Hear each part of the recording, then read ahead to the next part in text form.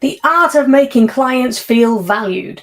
Hey, Sensei Sarah here with another incredible insights episode for every introverted personal trainer who wants to take exceptional care of your clients and feel respected and valued as a personal trainer without having to exhaust yourself in the process. So here's this week's incredible insights. Insight number 1, give clear, consistent communication. Now, as introverts, we think a lot. And sometimes we're so in our heads that we don't even realize that we haven't said the words out loud.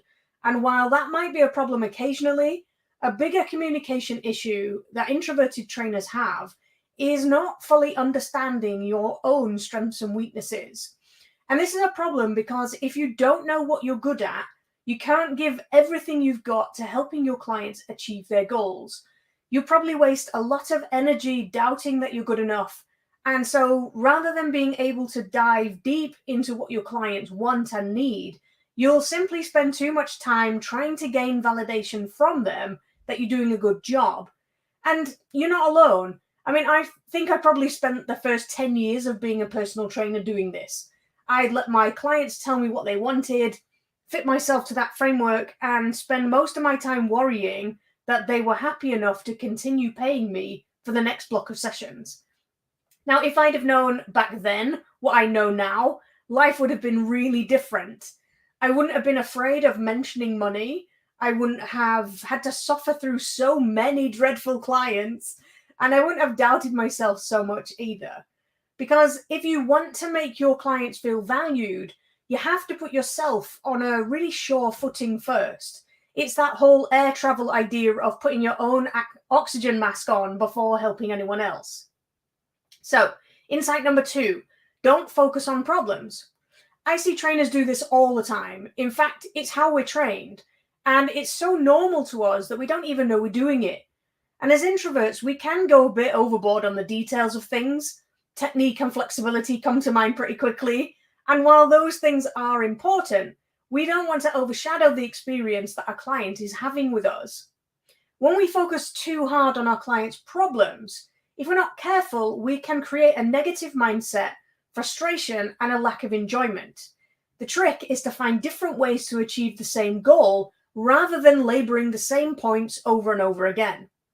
It's my experience, for example, that making someone laugh or smile can reduce the tension in their muscles and make them more mobile than having to force themselves through 10 minutes of stretching that they probably find uncomfortable and they think they're probably not very good at. And this simple alternative can be the difference between a client having a great session with you or feeling like they weren't at their best. And making your clients feel good is always a great way to help them feel valued. So insight number 3 is to take initiative to proactively solve client issues. Now, when you understand your strengths and weaknesses, it's really easy to anticipate problems and find the right solutions much faster. So when your clients are all trying to achieve the same result, you see you see different people go through the same thing over and over again. And the thing, if this one result is the thing that you're really great at helping them do, over time, you'll learn where people are likely to be struggling, which means that you can address those problems before they arise. And if you're not the best person to help your client solve that particular issue, you can go and find the best people for their job. Now, there's a movie over here in the UK called The Wrong Trousers, and it features clay characters called Wallace and Gromit. And there's a scene in the movie where Gromit, who's a dog, is sitting on a toy train that's hurtling at full speed towards the end of the tracks. Now, he manages to grab a box of track pieces, and he's frantically laying out the track ahead of his train. And I think of this movie every time I think of the relationship between the client and the trainer.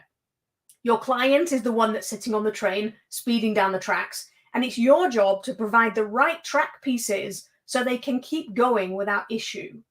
Now, if you don't feel confident in yourself, instead of being able to provide the right piece of track at the right moment, it's like you'd be handing them a piece going, does this one fit? Or what, this one might be okay, and having no idea where the track will eventually lead, just hoping that they're satisfied with wherever it is. So here really is the big client care takeaway. And it's that outstanding client care is about understanding your own strengths and weaknesses, finding different ways of achieving the same outcome, and anticipating problems before they happen. Now, when you do all of these things, your clients can stay focused on doing the exercise necessary to achieve their goals. So the point here is that you can take exceptional care of your clients without having to exhaust yourself in the process. Now, if you're struggling to figure out what your strengths and weaknesses are, and you're sincere about wanting to make this even easier, then I'd like to invite you to work with me one-to-one so we can figure it out together. Just head on over to kickasspt.com/perfect to find out more. Thanks for watching. I'm Sensei Sarah, and I'll see you on the next episode.